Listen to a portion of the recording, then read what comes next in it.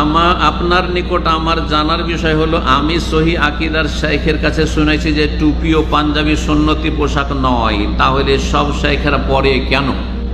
এই জন্য পরে যে দেখে ভালো লাগে। উত্তরটা ঠিক আছে না? এইটা সুন্নত নয়। ভালো করে শোনা, এই যে রুমাল পরছি না, এটা সুন্নত নয়, কিন্তু পরি কেন? আমাকে সুন্দর লাগে। আর সুন্দর হওয়াটা খুঁজুজি না, তখন আল্লাহ বলছে সুন্দর হও, অসুবিধা নেই। কথা বোঝা গেছে না? এটা সুন্দর লাগে না? এটা নামিয়ে দিলে অত সুন্দর লাগবে না, এটা দেখতে সুন্দর লাগছে। আচ্ছা, টুপি দিলে সুন্দর লাগে, হ্যাঁ, ওর চাইতে বেশি এটা তো সুন্দর লাগে। টুপিটা নামিয়ে দিই, আমি যদি এখন এটাও নামিয়ে টুপি নামিয়ে দিই আর তারপরে ছবি দেখেন, অত ভালো লাগবে? লাগবে না। আচ্ছা, জুব্বা পরে আছি, ভালো লাগছে না? লাগছে না।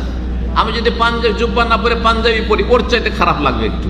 পাঞ্জাবি না পরে যদি শার্ট পরি, ওর চাইতে খারাপ লাগবে। লাগবে না? লাগবে না, কিন্তু জায়েজ। আপনাদের জন্য শার্ট জায়েজ, আমার জন্য জায়েজ নয়। আমার জন্য জায়েজ, কিন্তু আমি পরি না। হ্যাঁ, তো টুপি ভারত উপমহাদেশে মুসলিমদের মধ্যে যারা সম্ভ্রান্ত সম্মানিত, তাদের পোশাক ইসলামী পোশাক নয়, সুন্নতি পোশাক নয়। আল্লাহ বোঝার তৌফিক দান করুন।